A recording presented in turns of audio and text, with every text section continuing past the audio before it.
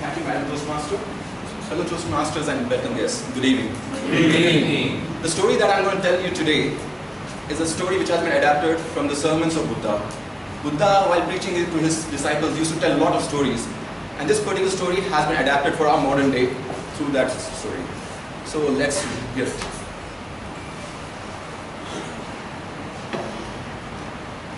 In a land not so far away, there once lived a man, a rich merchant who was lucky. And you may ask why he was lucky. I'll tell you why. He was lucky because he had 4 wives.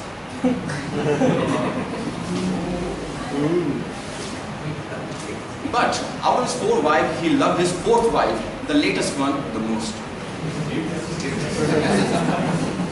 He loved his 4th wife the most and adored her and gave her all the rich robes and the delicacies to eat.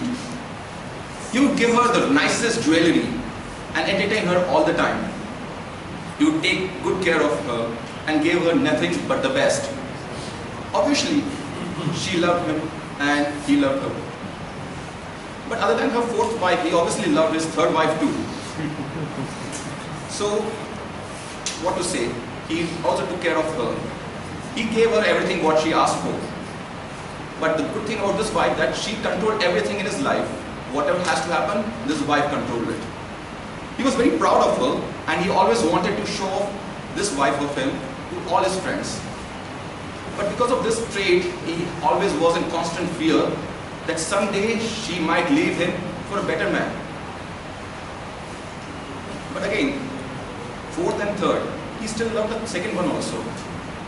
Gold is still a gold, so 2nd wife is still one near to her. But this lady was a very considerate person, always patient, and in fact was merchant's confidant. Wherever the merchant faced a problem, he would always turn to his 2nd wife, and she would be there always to help him and guide him through the difficult times. One day the merchant fell terribly ill, and he knew his death was near.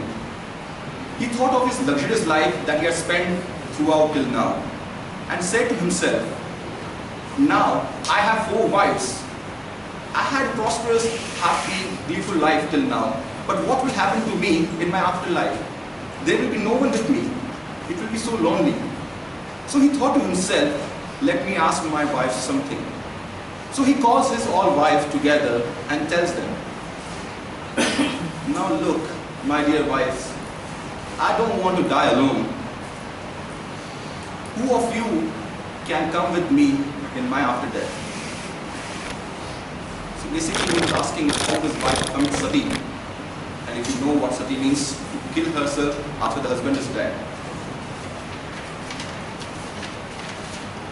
He asked his 4th wife, the most loved one and the latest in his collection of wives, "I love you the most and endowed you with the finest clothing and showered great care over you.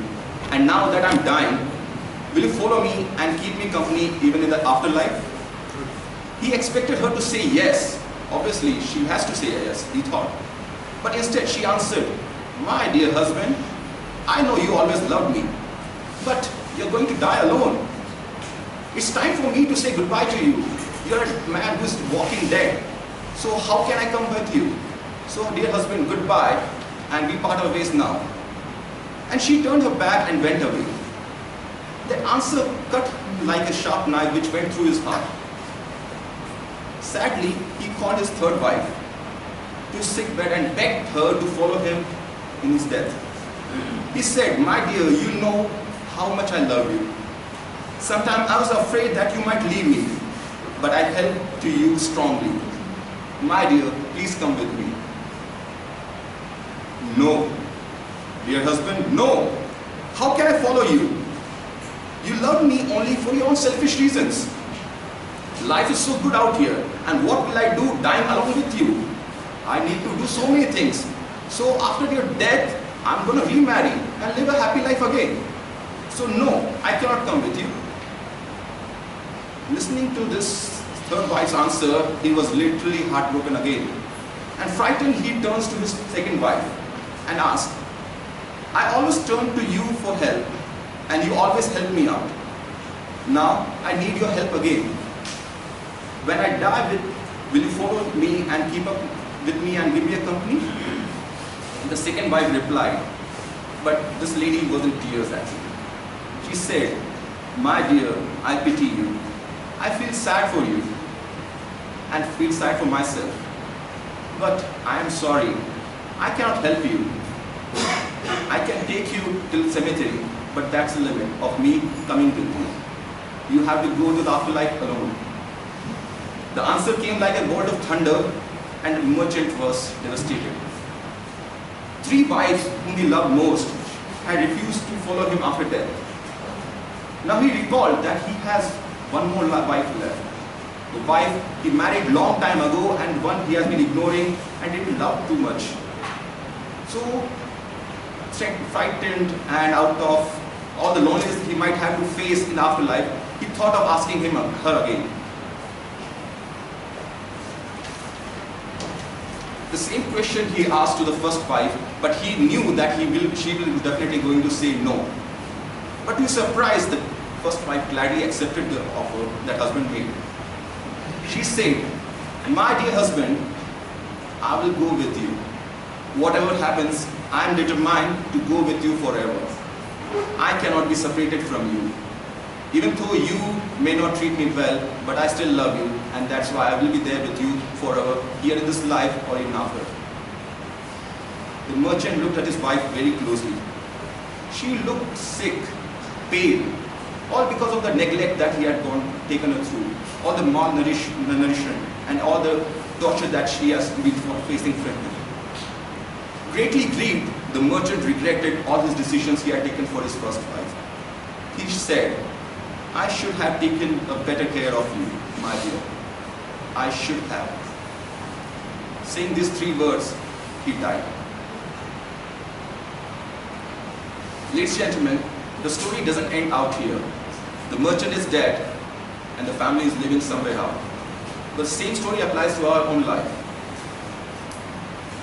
Do you know that we all have, for the men, 4 wives, and for the ladies, 4 husbands? Don't look scandalous, even though you are not married, but yes, this is the truth. Do you want to know why and how?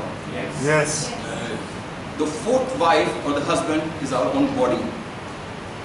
We love body day and night. We keep it clean and well dressed, well fed in the same manner the merchant kept his 4th loving wife.